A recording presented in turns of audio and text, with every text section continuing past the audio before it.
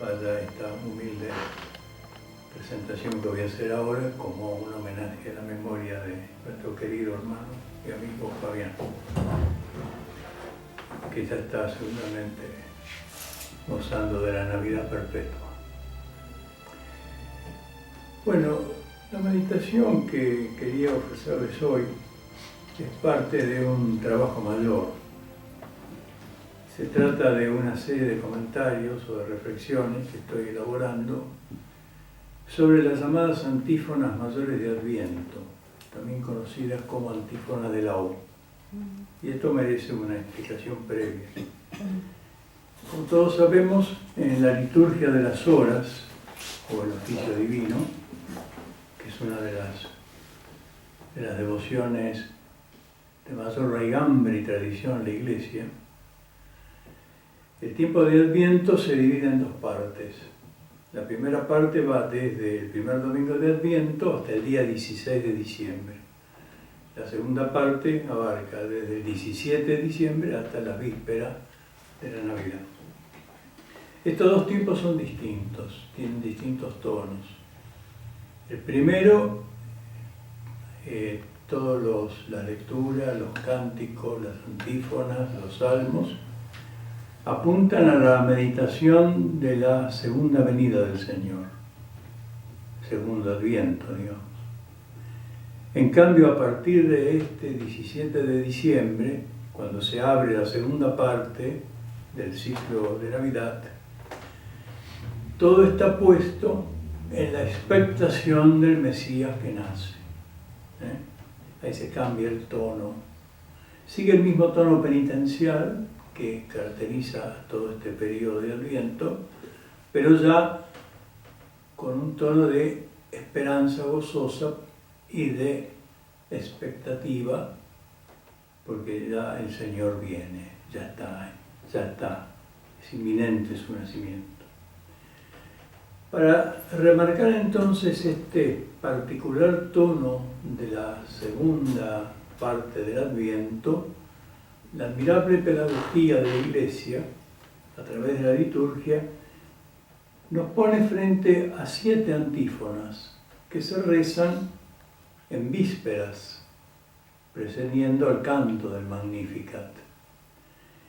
Y estas antífonas se conocen como antífonas mayores de Adviento, también se conocen con el nombre de antífonas de la O, porque todas ellas comienzan con esta interjección.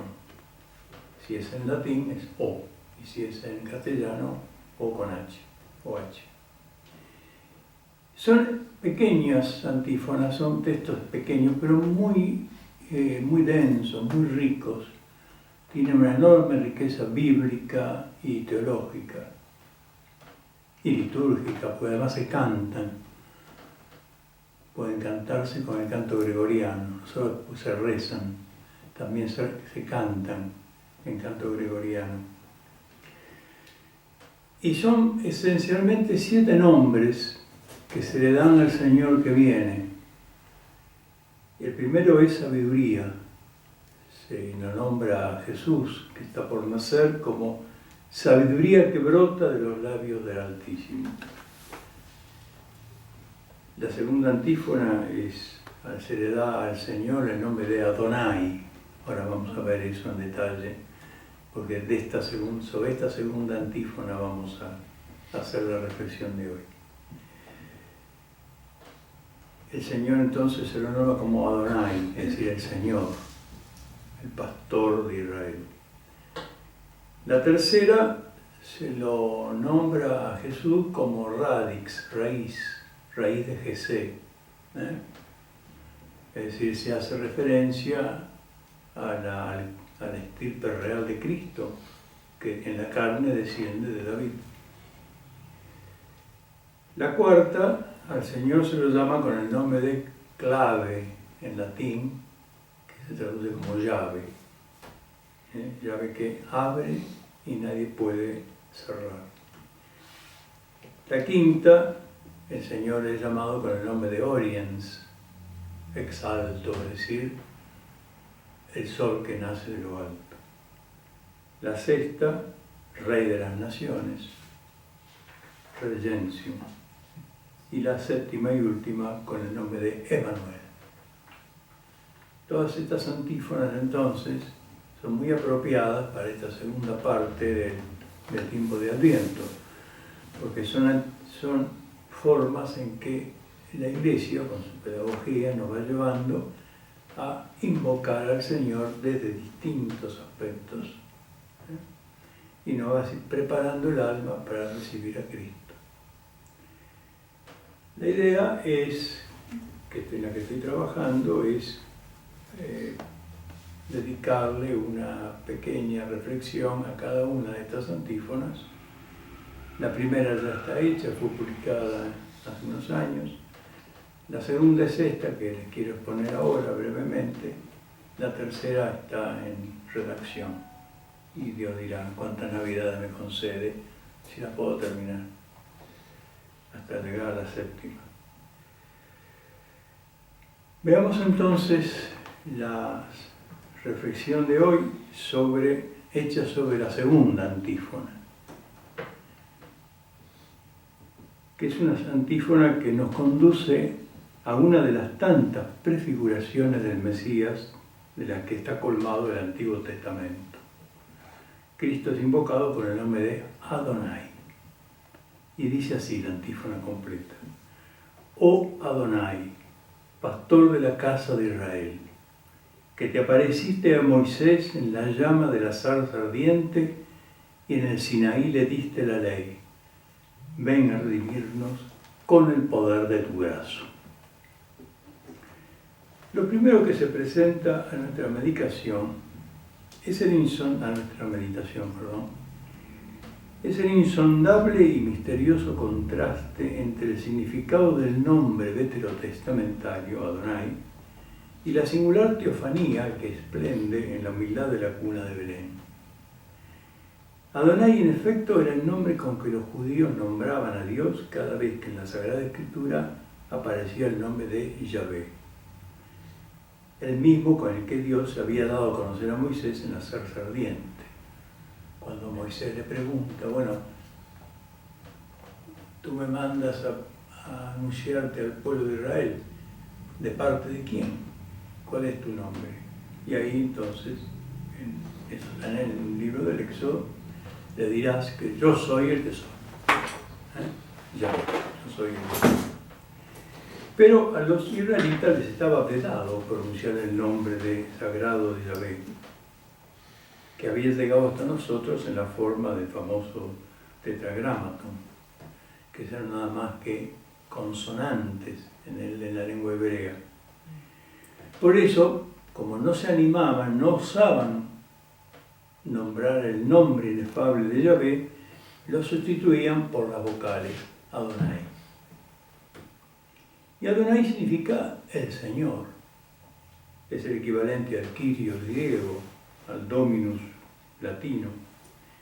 Y es algo más que el Señor, por la terminación ai, Adonai. Adón es Señor, hay que decir mi Señor. Es mi Señor, el Señor majestuoso, el Señor en la plenitud de su poder y de su gloria. Más de 300 veces el Viejo Testamento trae este nombre inefable, un nombre que la voz humana apenas se debe pronunciar. Y tan sublime es el nombre que el mismo Dios no lo da a conocer a los primeros padres. Y por eso, en el capítulo 6, versículos 2 y 3 del Éxodo, leemos esto. Y habló Dios a Moisés y le dijo: Yo soy el Señor. Yo me aparecí a Abraham, a Isaac y a Jacob como Dios Todopoderoso, pero no les di a conocer mi nombre de Yahvé, mi nombre de Adonai.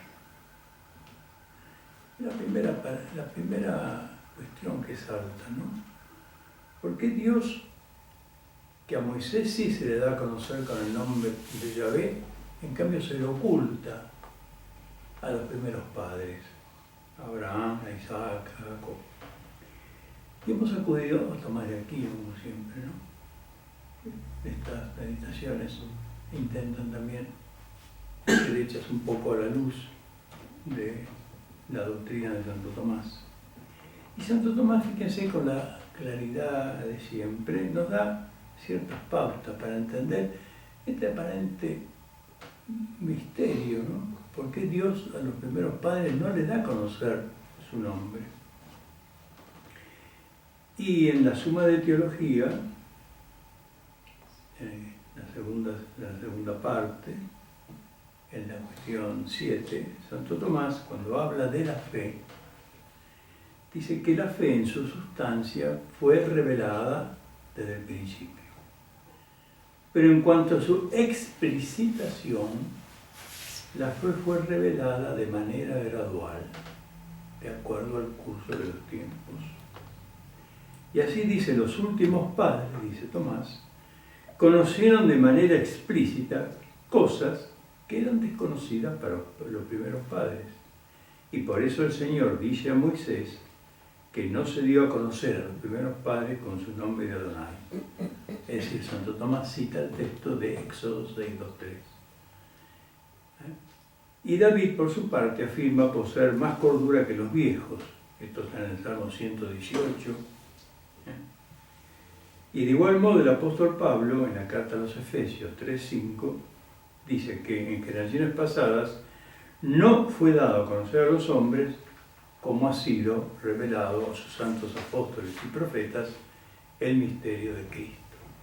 Estos son los textos bíblicos que Tomás trae a colación en el artículo 7, la cuestión primera de la Suma de Teología, cuando habla de la fe.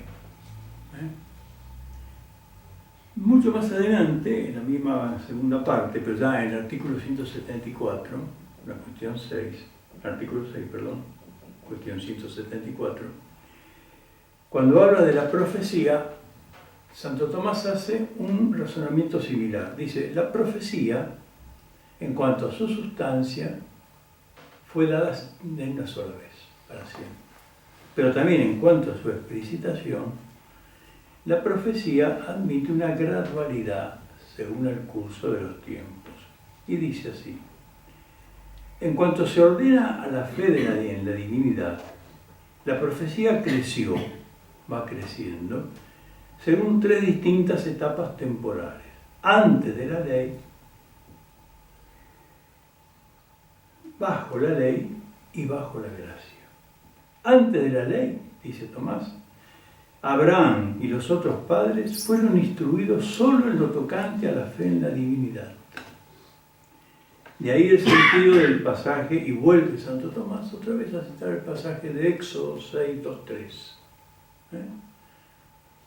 Y en cambio, dice, Moisés fue instruido sobre la simplicidad de la esencia divina cuando se le dijo, según leemos en el capítulo 3 del Éxodo, yo soy el que soy, que es lo que lo expresan los judíos con el nombre de Adonai, a causa de la veneración en que tenían aquel nombre inefable. Es decir, esto de que esta inefabilidad, esta sublimidad del nombre de Adonai, que a los primeros padres no les fue dado a conocer, sino después a Moisés y finalmente en Cristo, está, digamos así, como poniéndonos frente a la grandeza de este nombre, de Adonai. La explicación de Santo Tomás nos ayuda a entender todavía más cuán grande es este nombre de Adonai, cuán majestuoso, un nombre que casi los labios humanos no se animan a pronunciar. Y por eso entonces la historia de la salvación se nos aparece como una progresiva manifestación de Dios. No en cuanto a su sustancia, sino en cuanto a su explicitación, como dijimos. Según van madurando los tiempos, según el plan providente de Dios, que todo lo mueve suavemente y siguiendo siempre, respetando siempre la naturaleza de cada cosa. Y esa es la magnificencia de este nombre de Adonai. Entonces, ¿en qué consiste ese inefable contraste del que hablamos al principio? ¿Por qué surge un contraste entre darle a Cristo que nace en Belén el nombre de Adonai? es que el Adonai, el Todopoderoso, aquel cuyo nombre nadie casi osa nombrar, ahora es un niño. Un niño anunciado por el ángel a unos pobres pastores. Toda esa magnificencia del nombre de Adonai, ante el cual los primeros padres no tuvieron la gracia de conocerlo, que solo se le da a Moisés en la zarza ardiente, ese nombre que los primeros padres de la fe no se atrevían ni siquiera a pronunciar, ahora ese nombre ¿a quién se le da? A un niño. A un niño que, como dice Lucas, hoy os ha nacido en la ciudad de David un Salvador, que es Cristo el Señor. Y aquí viene enseguida el contraste. Un Salvador. En la casa de David. ¿Y quién es el Salvador? Esta es la señal. A la ley hizo un niño envuelto en pañales y acostado en un pesebre. Eso dice Lucas en el capítulo 2, versículo 11 y 12. Acá estamos frente al inefable misterioso y poder de Dios que se manifiesta en la extrema debilidad de un niño, recostado en un pesebre. Adonai, que siendo la grandeza misma te abajas hasta la extrema pequeñez de un niño. Dios omnipotente que has elegido brillar en la máxima impotencia de la naturaleza humana. Este es el misterio de la Navidad. Este es el corazón del misterio de la Navidad. Sigue la antífona invocando a Adonai como pastor de la casa de Israel, como legislador del Sinaí. Y aquí tenemos el segundo punto para nuestra reflexión. La casa de Israel, ¿qué significa? La casa de Israel es la figura de la herencia que hemos merecido por la sangre del Mesías. Ahora, el Dios que condujo a los israelitas por el desierto, a la tierra prometida, el pastor, es el Cristo Redentor que nos conduce como pastor supremo a la definitiva tierra de la gracia. Y aquella antigua ley dada a Moisés en la zarza ardiente no fue otra cosa sino una prefiguración de la nueva ley, la ley de la gracia, la ley de la nueva alianza sellada con sangre en el Calvario. El Cristo que nace, ese Cristo, ese niño que está en la cuna, es el divino legislador, que viene a nosotros portando en sus manos las nuevas tablas de una ley que sobrepuja y lleva a su plenitud aquella que conocieron los primeros padres. Es Cristo mismo que lo ha dicho: yo no he venido a abolir la ley ni los profetas, he venido a dar cumplimiento. Cristo es el supremo legislador. Pero ¿cómo ha llevado Cristo a cabo este cumplimiento de la ley? ¿Cómo se ha hecho Cristo el legislador supremo y definitivo? Si no es por la doble kenosis, el abandono de Cristo, en la primera de kenosis, el primer abandono es el pesebre, el segundo es la cruz. El pesebre y la cruz son ahora el brazo poderoso de Adonai, como dice la antigua. Pastor de Israel, legislador supremo, ven a salvarnos con el poder de tu brazo. Pero ¿cuál es el poder de ese brazo de Cristo? Es el poder del pesebre y el poder de la cruz. Fray Luis de Granada, que escribió un hermoso libro sobre los nombres de Cristo, cuando habla de Cristo como el Señor, nos remite a Isaías y dice: ¿a quién ha sido revelado el brazo de Yahvé? También Fray Luis de Granada vuelve al Magníficat de la Virgen, dice: desplegó el poder de su brazo, dispersó los soberbios. Ahora, nosotros invocamos el poder del brazo que vino a salvarnos, pero ¿qué otra cosa estamos invocando? Sino la poderosa impotencia del pesebre que vino a reinar en el trono de la cruz. Y aquí la segunda paradoja de Dios: poderoso brazo que vino a salvarnos en la impotencia del pesebre y en la impotencia de la cruz. Hay un hermoso texto de un gran liturgista benedictino, el padre Geringer, que de alguna manera, lo voy a leer porque de alguna manera con mejores palabras que las mías, recapitula todo el sentido de esta antífona. Dice así: oh soberano Señor Adonai, ven a rescatarnos, no con tu poder, sino con tu humildad. Antiguamente te apareciste a tu siervo Moisés en medio de una santa llama. Diste la ley a tu pueblo entre rayos y truenos. Ahora no se trata de amedrentar, se trata de salvar. Por eso, conocedores de tu purísima Madre María y su esposo José del edicto del emperador que les obliga a emprender el camino de Belén, se ocupan de los preparativos de tu próximo nacimiento. Ella dispone, oh Sol divino, los humildes pañales que han de cubrir tu desnudez, y que en este mundo creado por ti te protegerán contra el frío, cuando aparezcas en medio de la noche y del silencio. Así es como nos has de liberar de la servidumbre del orgullo, así como se dejará sentir tu brazo poderoso, aunque parezca débil e inútil a los ojos de los hombres. Todo está dispuesto, oh Jesús, tus pañales te esperan. Sal pues cuanto antes y ven a Belén para rescatarnos del poder de nuestros enemigos. He aquí entonces, en todo su esplendor, la admirable paradoja de Dios, que así se nos instruye y nos guía en la contemplación del gran misterio de la Navidad. Doblemos pues la rodilla ante este niño que gima de frío y que llora. Él es el Adonai, el Señor omnipotente, el que nos da la nueva ley de la gracia, el que asume la impotencia y la fragilidad de nuestra carne para redimirnos con la omnipotencia de su amor. Nada.